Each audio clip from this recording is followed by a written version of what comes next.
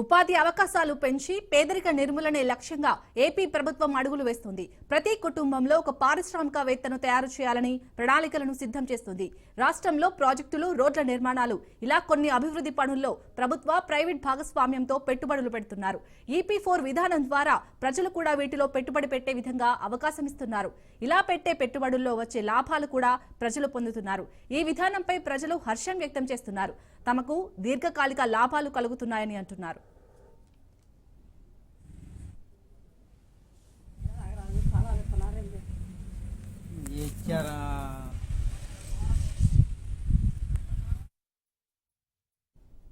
ఇప్పటికే చంద్రబాబు నాయుడు గారి ప్రభుత్వం పేదరిక నిర్మూలన లక్ష్యంగా పథకాలను తీసుకురావడం జరిగింది. ఈ ఉగాది రోజున అట్టడుగున ఉన్న ఆదిమ జాతీయులు, కొండ ప్రాంతాల్లో నివసించే వాళ్ళు, షెడ్యూల్ తెగలు, షెడ్యూల్ కులాలు, మహిళలను, పేదలను అందరినీ కూడా 2045 నాటికి ఆంధ్రప్రదేశ్లో పూర్తి స్థాయిలో పేదరిక నిర్మూలన జరగబోతూ ఉంది. ఈ పథకం వలన ఎక్కడ గుడిసెలు కానీ, వసారాల్లో కానీ, లేకపోతే సంచార జాతులు లేని రాష్ట్రంగా ఈ రాష్ట్రం నిలబడబోతూ ఉంది. దీనికి ఉదాహరణ చంద్రబాబు నాయుడు గారు తీసుకున్న P4 పథకం. సత్తెనపల్లి నియోజకవర్గంలో కూడా గౌరవ శాసనసభ్యులు శ్రీ కన్నా లక్ష్మీనారాయణ గారి నాయకత్వంలో P4 సర్వే ఇంటింటా ఇప్పటికే సచివాలయ సిబ్బంది చేపట్టడం జరిగింది. దీని వలన కూడా ప్రభుత్వం ఎవరు పేదరికం దారిద్ర్య రేఖకు దిగువన ఉన్నారు, ఎవరు దారిద్ర్య రేఖకు పైన ఉన్నారో కూడా స్పష్టమైన గణాంకాలు ప్రభుత్వం చేతిలోకి వస్తున్నాయి.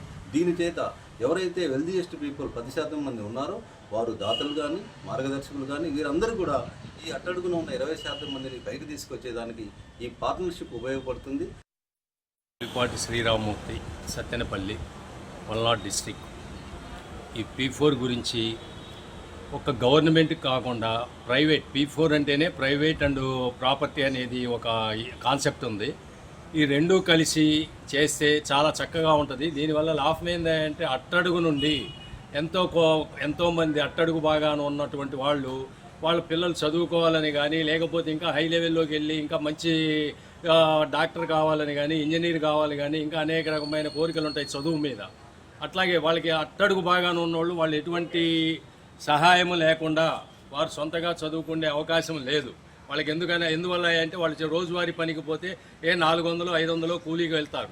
ఆ 400-500తో కుటుంబం గడవాలి. అందువల్ల ఇలా ఈ డాక్టర్ కానీ, ఇంజనీర్ కానీ చదవాలంటే ఇవాళ రోజున వచ్చేసి లక్షలు ఖర్చు పెడితేనే ఆ అవకాశం దొరుకుతుంది. ఆ అవకాశం రావాలంటే ఇవాళ గవర్నమెంట్ అండ్ ప్రైవేట్ రెండూ కలిసి చేస్తే అలాంటి వాళ్ళని ఎన్నుకొని ఊరికి అంత మొత్తం ఒకసారి చేయాలంటే కష్టం. కాబట్టి ప్రతి గ్రామానికి అట్టడుగు నుండి ఉన్నటువంటి వాళ్ళని 2 లేదా 3 4 అక్కడ ఉన్న దాన్ని బట్టి 4-5 ఎన్నుకొని వాళ్ళని ఒక ఇంజనీరింగ్ కావాలని కోరుకున్న వాళ్ళు ఇంజనీరింగ్, డాక్టర్ కావాలని కోరుకున్న వాళ్ళు డాక్టరు, వాళ్ళ కోరిక ఏదైతే ఉందో చదువులో బాగా రాణించడానికి అలాంటి కోరికలు తీర్చగలిగితే వాళ్ళు పైకి రాగలరని ఒక ఉద్దేశం.